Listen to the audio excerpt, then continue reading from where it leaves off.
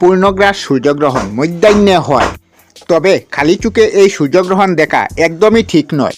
বিশেষ ধরনের চশমা পরে দেখতে হয়।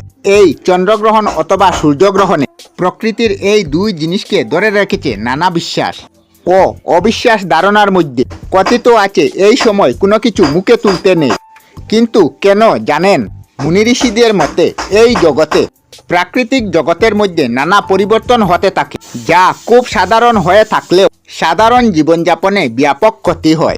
চন্দ্রগ্রহণ এবং সূর্যগ্রহণ প্রকৃতির খুব সাধারণ একটা বিষয়, তবুও বলা হয়ে থাকে খাবার রান্না করতে নেই, তার মধ্যে না হলে বিষক্রিয়া তৈরি হয়। এই কারণে হয় গ্রহণের আগে অথবা গ্রহণের পরে খাবার তৈরির একটি রীতি প্রচলিত আছে।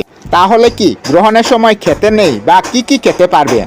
এই প্রশ্নের উত্তর বিজ্ঞানীরা জানিয়েছেন প্রচুর পরিমাণে জল ও হালকা খাবার খান, ফল খান, শাকসবজি খান, যা সহজে হজম হতে পারে। সুতরাং এত তর্ক বিতর্কে না গিয়ে গ্রহণের সময় আপনার তালিকায় রাখুন হালকা খাবার এবং সুস্থ থাকতে খালি পেটে যোগব্যায়াম করুন। আমাদের সাথে থাকুন, চ্যানেলটি সাবস্ক্রাইব করুন, ভিডিওটি ভালো লাগলে লাইক করুন, ভালো না লাগলে ডিসলাইক করুন, কমেন্ট করুন। আমরা আমাদের চ্যানেলে সব ধরনের ভিডিও আপলোড করি, যেমন ব্লগ, নিউজ, কুকিং ভিডিও, ধার্মিক আলোচনা ইত্যাদি। যদি আপনারা এই ধরনের ভিডিও দেখতে পছন্দ করেন তাহলে এই চ্যানেলটি নিশ্চয়ই সাবস্ক্রাইব করবেন। আমি আপনাদের সাথে বিদায়ক না, আজকের মতো বিদায় নিলাম। আর ভিডিওটি ভালো লাগে লাইক, শেয়ার ও কমেন্ট করবেন। ভিডিওটি সম্পূর্ণ দেখার জন্য অশেষ ধন্যবাদ।